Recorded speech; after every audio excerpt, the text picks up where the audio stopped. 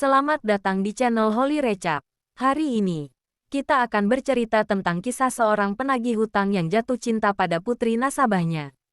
Sebelum kita mulai, dukung channel ini agar terus berkembang. Klik like, share video ini, dan yang terpenting, subscribe untuk mendapatkan update alur cerita terbaru. Kisah dimulai di sebuah kota tua yang indah, tetapi memiliki sudut-sudut gelap tempat kekhawatiran dan utang bersembunyi. Dito, seorang pemuda tampan, bertubuh tegap. Dia mengenakan setelan rapi yang selalu terasa dingin.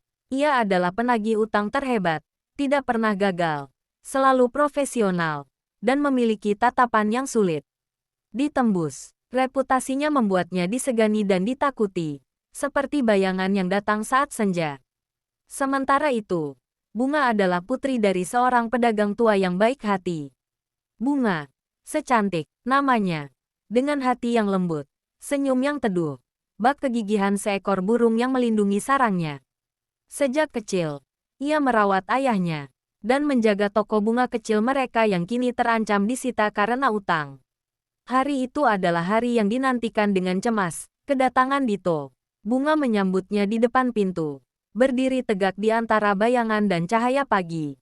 Dito datang dengan wajah tanpa ekspresi, membawa dokumen-dokumen penagihan. Ia berbicara dengan suara bariton yang dingin, menjelaskan kondisi utang yang sudah jatuh tempo tanpa basa-basi. Bunga membela ayahnya dengan anggun dan bermartabat. Ia tidak menangis, tetapi memohon tenggat waktu. Matanya memancarkan kesedihan yang tulus. Dito, untuk pertama kalinya dalam kariernya, merasakan ada sesuatu yang menusuk benteng baja di dadanya. Dito pergi, tetapi tidak bisa melupakan tatapan Bunga. Ia terkejut pada dirinya sendiri. Rasa dinginnya yang biasa terasa hangat karena memikirkan rambut Bunga yang tergerai dan caranya berbicara. Malam itu, Dito membolak-balik berkas utang keluarga Bunga, bukan untuk mencari celah penagihan, melainkan untuk melihat nama Bunga tertulis di sana. Ia menyadari bahwa ia telah jatuh cinta pada pandangan pertama pada gadis itu. Keesokan harinya, Dito kembali. Kali ini, ia tidak membawa berkas, melainkan hanya sebungkus kue kesukaan ayahnya Bunga, yang ia cari tahu. Dari catatan, Bunga kebingungan dan curiga. Dito kemudian mengucapkan kalimat yang mengubah segalanya. Nadanya kini melunak, meski masih terasa formal dan serius.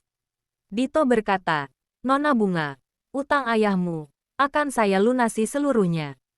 Tak sepeser pun tersisa, semua bebanmu akan hilang. Sebagai gantinya, saya hanya meminta satu hal, berikan saya kesempatan. Berkencanlah dengan saya selama 5 kali pertemuan, dengan niat yang sungguh-sungguh." Mendengar itu, Bunga merasa dihina. Ia marah besar. Ia mengira Dito memanfaatkan penderitaannya. Ia berteriak, menuduh Dito tidak berhati nurani, menukar kebebasan ayahnya dengan harga dirinya. "Aku lebih memilih menjual semua perhiasanku dan bekerja tanpa henti daripada menjadi barang tawar-menawar dalam drama utangmu." Tolak. Bunga dengan mata berkaca-kaca. Dito terdiam. Ia menyadari betapa buruk tawaran itu terdengar di telinga Bunga. Ia hanya bisa menundukkan kepala. Ia berkata, "Aku mengerti penolakanmu. Tetapi izinkan aku membuktikan bahwa niatku murni. Terlepas dari pekerjaanku, aku akan melunasi cicilan bulan ini. Tanpa syarat, pertimbangkan tawaran itu. Karena waktu ayahmu terus berjalan." Dito tidak lagi menggunakan cara-cara penagihan.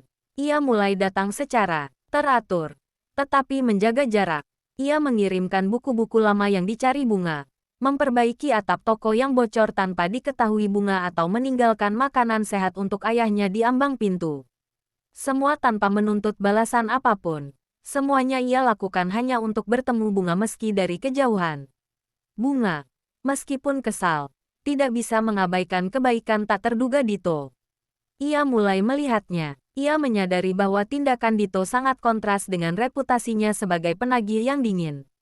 Suatu pagi, Bunga melihat Dito berdiri di bawah hujan deras, menunggu ayahnya yang hendak ke rumah sakit.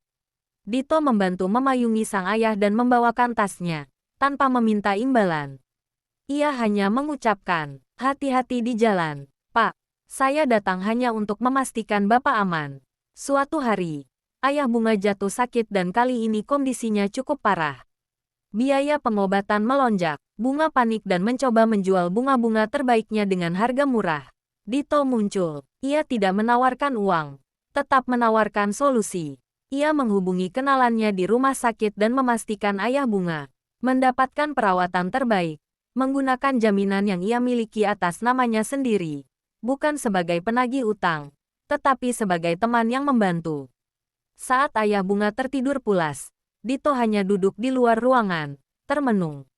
Bunga melihatnya, dan saat itulah tembok hatinya benar-benar runtuh. Ia melihat kelelahan, kesedihan, dan kerentanan di mata Dito. Bunga mendekati Dito. Ia berbicara dengan suara pelan. "Mengapa kau melakukan ini, Tuan Dito? Utang kami tidak sepadan dengan semua usahamu." Dito menjawab, "Aku tidak melakukan ini demi utang, Bunga. Aku melakukannya demi dirimu. Dan aku tidak akan pernah menukar kebahagiaanmu dengan uang." Tawaran itu mungkin tidak sopan, tetapi niatnya murni. "Aku hanya ingin memiliki kesempatan untuk dicintai olehmu, tanpa memandang latar belakangku." Bunga tersenyum tipis. "Aku akan menerimanya. 5 kali pertemuan. Tetapi kali ini, kita akan berkencan di tempat yang kau pilih. Dan aku ingin tahu, siapa Tuan Dito yang sebenarnya." Pertemuan pertama. Dito membawa Bunga ke panti asuhan tempat ia tumbuh. Bunga melihat Dito yang sebenarnya, ceria, sabar, dan dicintai oleh anak-anak. Pertemuan kedua. Mereka menghabiskan sore di perpustakaan, tempat Dito bercerita tentang cita-citanya yang gagal menjadi guru sejarah karena harus mencari uang dengan cepat demi utang keluarganya sendiri. Pertemuan ketiga. Dito menceritakan betapa ia membenci pekerjaannya, tetapi merasa terjebak karena ia adalah yang terbaik dalam hal itu.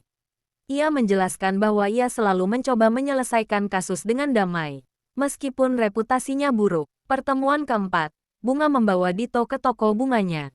Mereka menanam benih bersama. Dito menceritakan bahwa sejak bertemu Bunga, ia merasa seperti benih yang kering, dan Bunga adalah air yang ia butuhkan.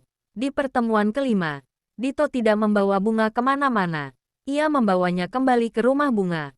Ayah Bunga sudah pulih. Di sana, Dito menyerahkan sebuah amplop. Itu adalah surat pelunasan, utang resmi dari perusahaan tempatnya bekerja. Utang itu lunas, bahkan sebelum Bunga secara resmi menerima cintanya. "Aku menepati janjiku," kata Dito. "Utangmu lunas. Aku ingin kau tahu, keputusanmu untuk mencintaiku atau tidak, sekarang sepenuhnya bebas dari tekanan utang. Aku tidak membelimu, Bunga.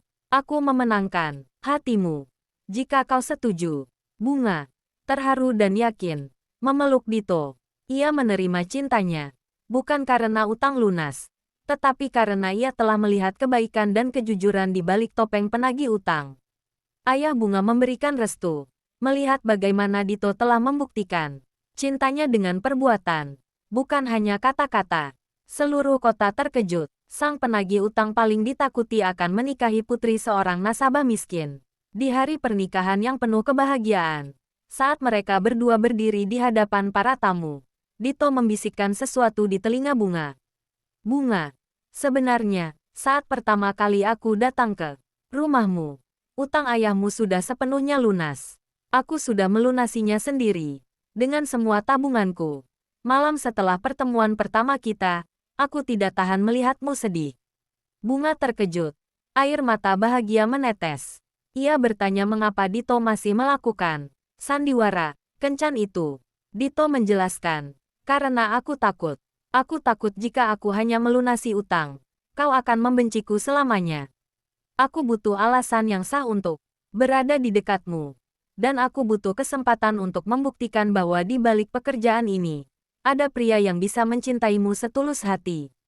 Sandiwara tawar-menawar itu adalah cara pengecutku untuk berani mendekatimu. Dito kemudian mengumumkan di hadapan semua orang bahwa hari itu, ia tidak hanya menikahi cintanya, tetapi juga resmi berhenti dari pekerjaannya sebagai penagih utang. Dito dan Bunga memulai hidup baru. Dito, dengan dukungan Bunga, menggunakan keterampilannya dalam administrasi dan keuangan untuk memulai sebuah usaha kecil yang membantu para pedagang, termasuk ayahnya.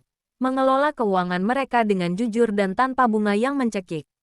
Dito, sang mantan penagih utang berhati baja, kini dikenal sebagai pengelola keuangan berhati emas.